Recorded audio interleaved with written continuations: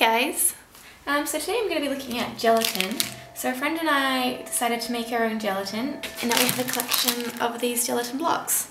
And these just go into the microwave when you're ready to use them, and they'll be melted down, ready for use. So I was curious about gelatin because of what I'd read about it.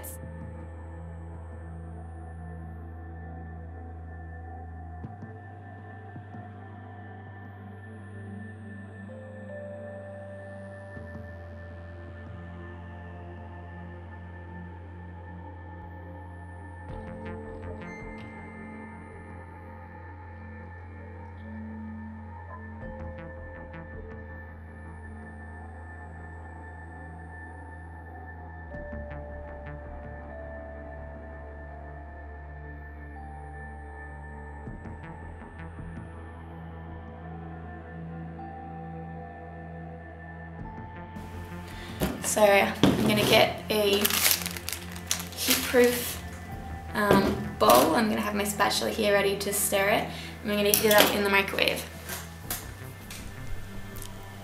And I'm going to mix in the lightest colour of my Flesh Tones grease palette.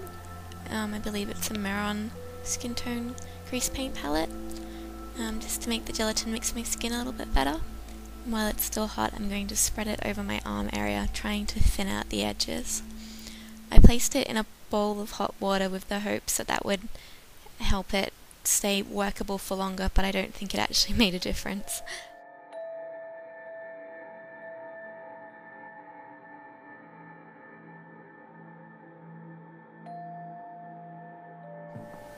Now while it's still workable, I'm going to use my fairly blunt spatula to make incisions and scrape away at the gelatin to make it look like it's my skin that has been cut or shredded by glass fragments.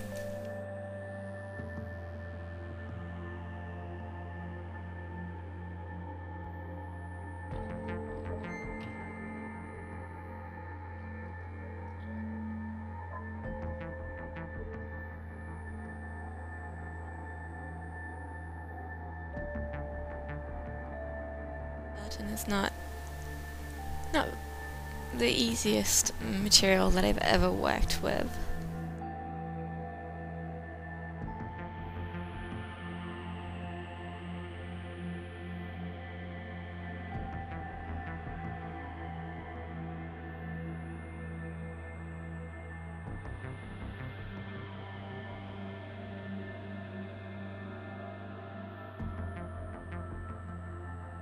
Now I'm using some witch hazel on a cotton tip to try and blend out the edges.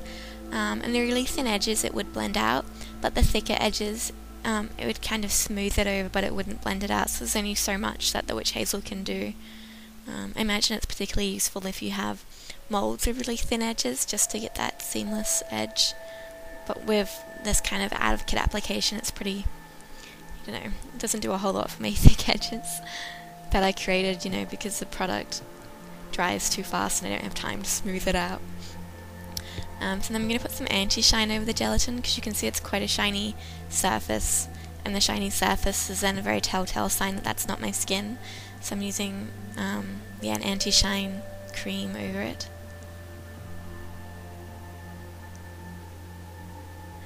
And now with my Skin Illustrator Flesh Tones palette, I'm using, I think it's the Rose Adjuster, in very thin washes to make the whole area look quite agitated and red.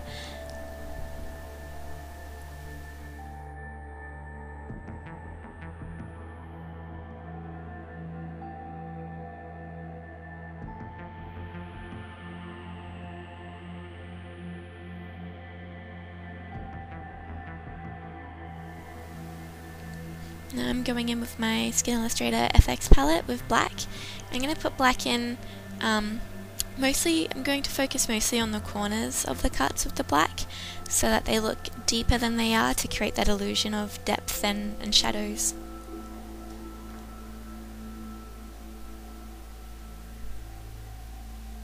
And I would try not to get it up on the sides of the cut, but only on the inside. If it gets up on the side of the cuts where the skin's meant to be, it will look a bit strange, and you should probably kind of wipe it off and clean it up. And don't go too dark as well, because that can look strange too.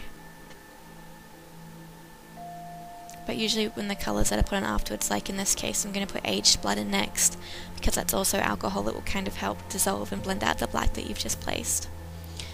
So I'm going to go over the whole area with the dried blood, or aged blood colour, I forget what it's called.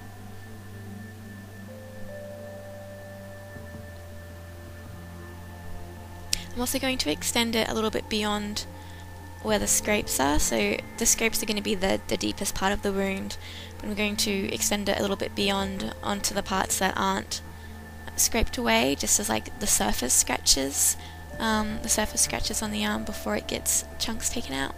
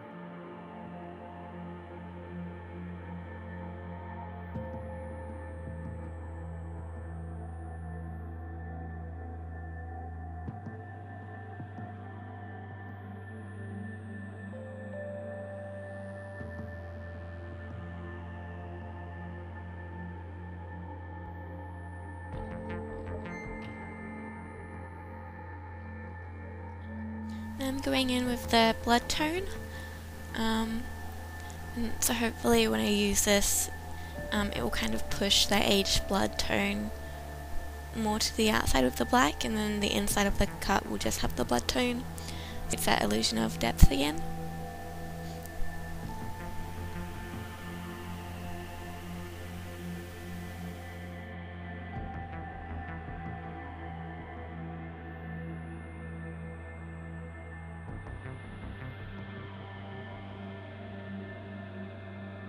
So now I'm putting some KY jelly in the inside of the wounds. Because Skin Illustrated will dry, it will dry quite matte, so if you add the gloss of the KY jelly inside the wounds, it will make it look quite wet and bloody still.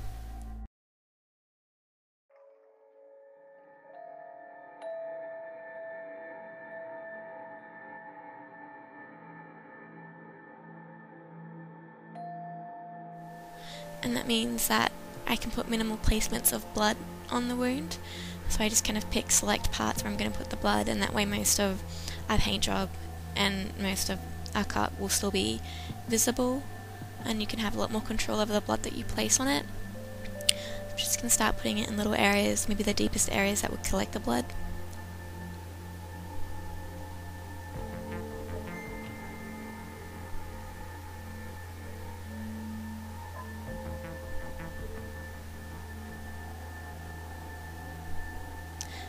I'm going to try and get some mess around the wound, like I've fallen through a window with my arm and then I've tried to kind of rub some of it away or grabbed at it or something and smudged the blood around. So I'm using both a stipple sponge and a tissue to do that. I'm going to add some more blood to create some runs and drips.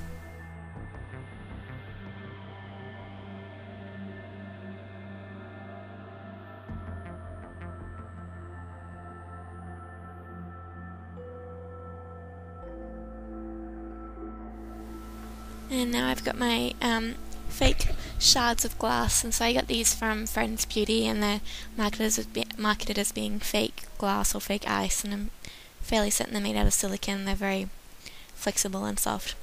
So I cut them into smaller shards that I can fit into the cuts on my arm. and this is the first time, or the first thing I've got to use them for. So that's kind of fun.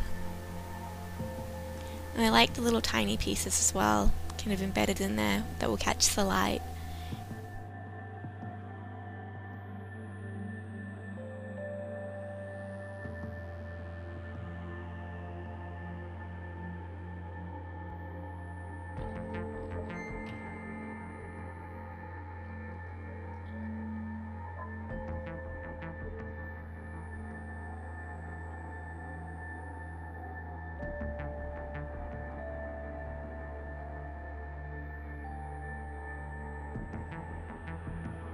And this is the finished look. So you can see when I'm poking at it that the gelatin is quite soft and removable. In that regard, it's more like skin than latex or nose and scar waxes.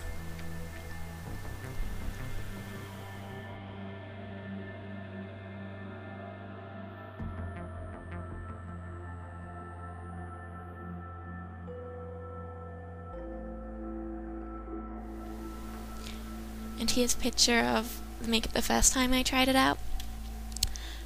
And there's always more information in the description box. I always try and put stuff in there, like links to other helpful things. I put the recipe that I used in the description box. And yeah, I struggle a bit with gelatin, but I'd love to know how you guys feel about gelatin and what experience you've had with it. So yeah, leave that as a comment and I'll enjoy reading them. Alright, have a good one. Bye.